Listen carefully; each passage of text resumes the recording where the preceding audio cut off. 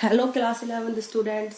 तो last video में हमने आपको आर्किमिडीज प्रिंसिपल कराया था, ठीक है।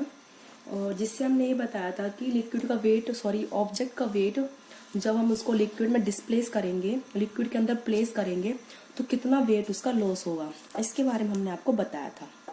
ओके, नाउ अब हम जो स्टार्ट कराते हैं वो है टॉपिक बेटा फ्लोटिंग बॉडीज, मतलब condition for floating the body. कौन सी बॉडी पानी में तैरेंगी और कौन सी नहीं तैरेंगी, ठीक है, उसकी कंडीशन के बारे में हम आपको बताते हैं, ठीक है। तो now the topic is of your condition for floating the bodies.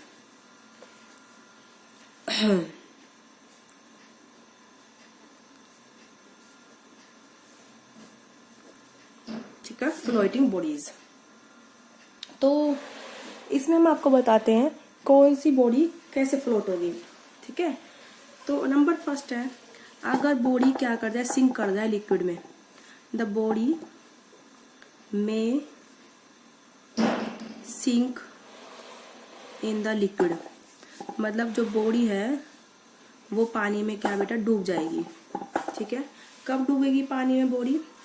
जब जैसे ये तुम्हारी कोई भी वाटर है उसमें ये जो बॉडी है वो डूब गई है, ठीक है। तो दो केस हैं इसके। जो इसने लिक्विड डिस्प्लेस करा है उसका वेट इसके वेट से, बॉडी के वेट से क्या है बेटा कम है, मतलब बॉडी का वेट ज्यादा है तो डूबेगी पानी में। दूसरी कंडीशन, डेंसिटी जो बॉडी की है वो ज्यादा है लिक्विड से। अगर बॉडी की डेंसिटी ज्यादा है लिक्विड से तो भी वो डूब जाएगी, ठीक है। ये बात समझ में आई। और बॉडी जो होलो नहीं है अंदर से, यानी कि सॉलिड बॉडी है, भरी हुई, ठीक है, सॉलिड। तो कब कब होता है ऐसा? It happens when weight of the liquid displaced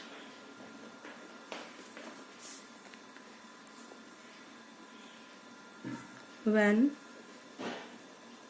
weight of the liquid displaced is less than the weight of body,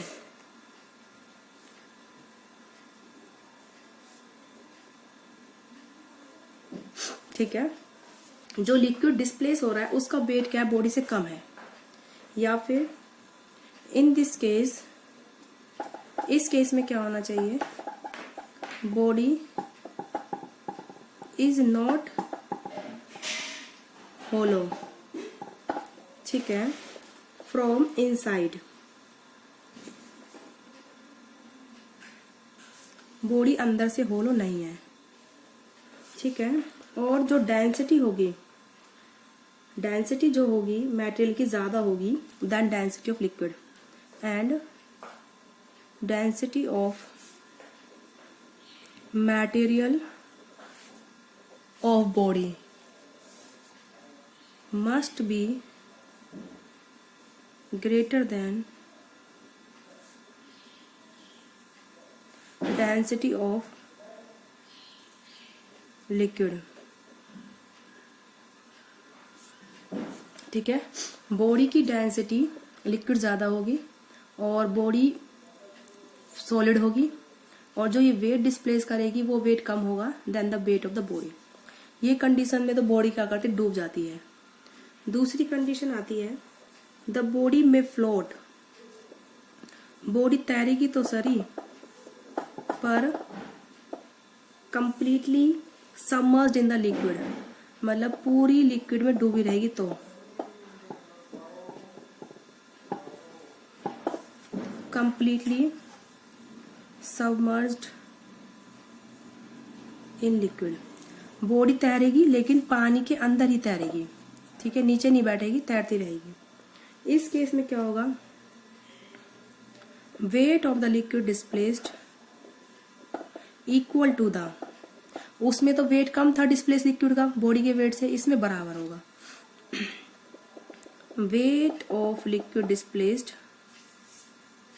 is equal to weight of body, ठीक है। एक तो ये हो गया। दूसरा है, body is not hollow from inside, okay. Body अंदर से होलो नहीं होगी, ठीक है। एंड डेंसिटी ऑफ मटेरियल वो क्या होनी चाहिए, equal to the density of liquid. Material की डेंसिटी लिक्विड की डेंसिटी से इक्वल होनी चाहिए। डेंसिटी ऑफ मटेरियल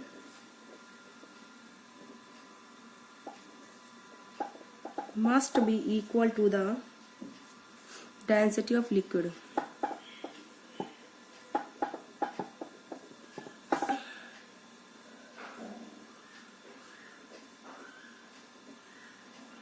मटेरियल की डेंसिटी और लिक्विड की डेंसिटी क्या होनी चाहिए बेटा, बराबर होनी चाहिए।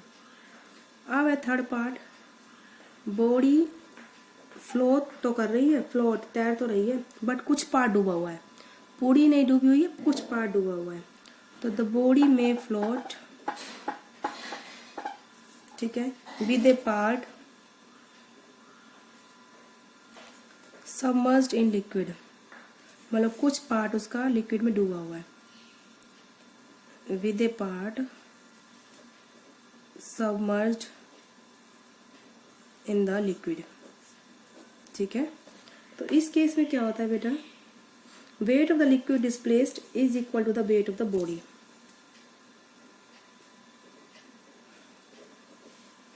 बराबर होगा, तैर जब भी बॉडी तैरेगी लिक्विड का वेट जो डिस्प्लेस हो रहा है equal to the weight of body होगा। Weight of liquid displaced is equal to the weight of body, okay. अब उसके बाद है डेंसिटी जो है मेटेरियल की वो कम होनी चाहिए लिक्विड से, और नॉट होना अगर body again if body is not hollow from inside, मतलब वो होलो नहीं है, होलो तो तैरेगी, ये तीनों केस काम का जब बॉडी होलो नहीं है, होलो में तो तैरेगी, ठीक है। If body is not hollow from inside, ठीक है, बॉडी होलो नहीं है अंदर से, ठीक है। तो डेंसिटी ऑफ मटेरियल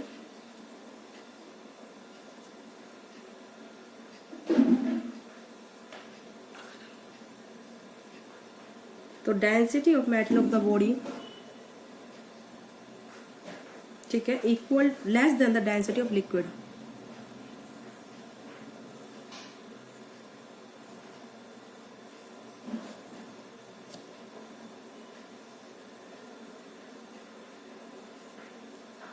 ठीक है, जो बॉडी की डेंसिटी है वो लिक्विड की डेंसिटी से कम होगी। जितनी भी बॉडी की डेंसिटी लिक्विड की डेंसिटी से कम होगी ना वो सारी तैरेंगी, और अगर बराबर डेंसिटी की है तो तैरेगी लेकिन पानी के अंदर, और अगर ज्यादा डेंसिटी की है ना पानी से तो वो डूबेगी पक्का। ये बात समझ में आ गई, ठीक है। इसी बेस पे तो बोट वगैरह तैयार करते हैं कि जो उनकी डेंसिटी है ना पानी में, जो बोट तैरती है उनकी डेंसिटी पानी की डेंसिटी से कम होती है, ठीक है। ये बात समझ में आई आपको। तो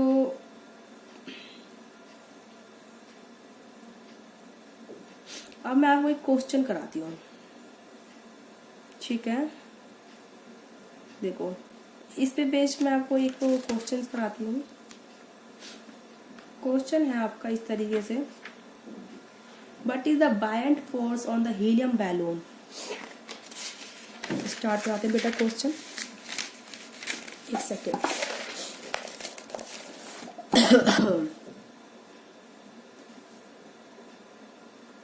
What is buoyant force on a helium balloon?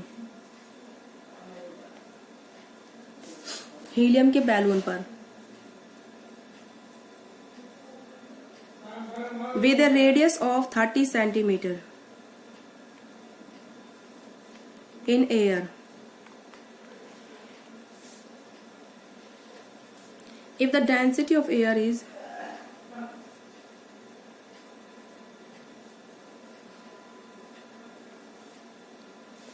1.9 kg per meter cube, वो पूछता है बायंट फोर्स क्या होगा हीलियम पर।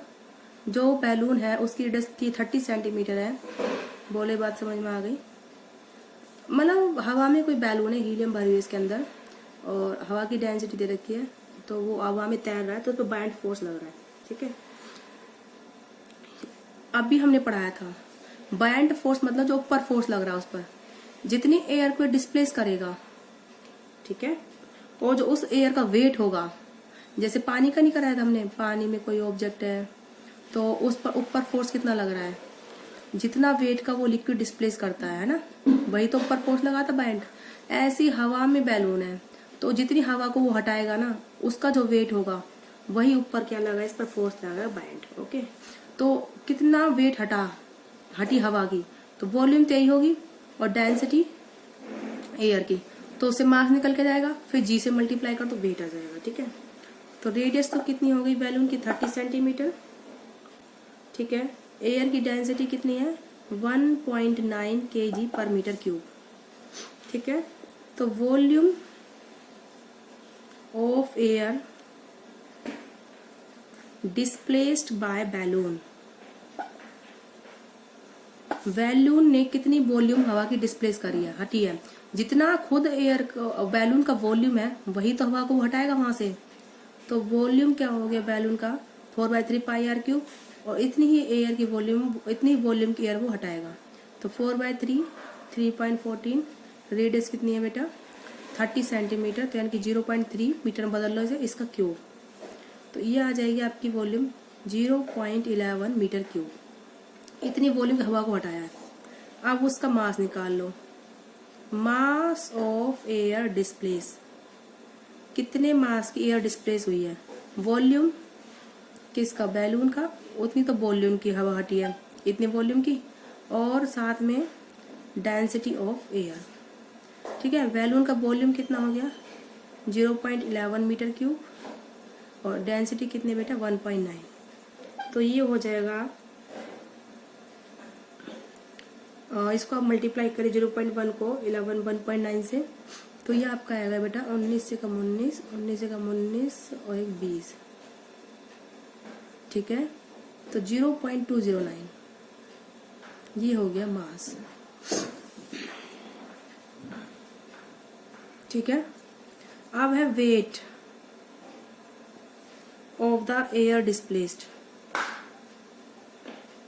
जितना वेट हवा का हटेगा उतना ही ऊपर क्या लगेगा, बायंट फोर्स, तो is equal to the buoyant force. ठीक है, तो अब आप आराम से बायंट फोर्स निकाल सकते हो। Buoyant force is equal to weight of the air displace, mass of the air into में जी, मास एयर का कितना है 0.209, ग्रेविटी 9.8, तो ये आ जाएगा 1.39 न्यूटन। इतना बायंट फोर्स लगेगा उस पर, मतलब ऊपर की तरफ जो फोर्स लगेगा बैलून पर, ठीक है, जिसकी वजह से वो हवा में तैरेगा, तो वो कितना लगेगा बेटा, 1.39 न्यूटन। ये बात आपको समझ में आई अच्छे से, तो इस तरीके से आप बायंट फोर्स निकाल सकते हो। एक बार आप वो प्रैक्टिस करना क्वेश्चंस की, ये आर्किमिडीज प्रिंसिपल में बेस्ड क्वेश्चन था। ठीक है, तो आई होप आपको समझ में आया होगा। अब जो ये आपके जो प्रेशर्स हैं, पास्कल्स लॉ थे, आर्किमिडीज प्रिंसिपल थे, condition for floating the body थी, ये सब आपका हुआ है खत्म। अब जो आपका चलेगा ना, वो चलेगा विस्कोसिटी। मतलब विस्कोसिटी क्या होती है, मतलब गाढ़ापन किसी भी चीज़ की, उस चीज़ के बारे में हम पढ़ेंगे नेक्स्ट, इसी में नेक्स्ट टॉपिक में। तो आज की वीडियो में बेटा इतना ही, और हम आपको आगे कराएंगे। ओके बेटा।